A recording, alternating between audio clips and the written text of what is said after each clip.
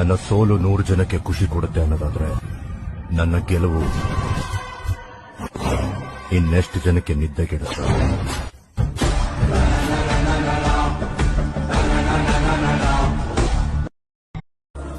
ನಮ್ ತಂದೆ ಹೇಳ್ತಾ ಇದ್ರು, ದುಡಿಮೆನ ತಲೆ ಎತ್ಕೊಂಡ್ಮಾಡು, ಸಹಾಯನ ತಲೆ ತಗ್ಗಿಸ್ಕೊಂಡ್ಮಾಡು ಅಂತ.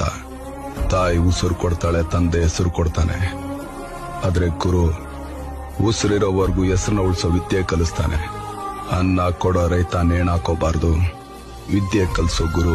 ನಗುತ್ತಾ ನಗುತ್ತಾ ಬಾಳು ನೀನು 100 ವರ್ಷ.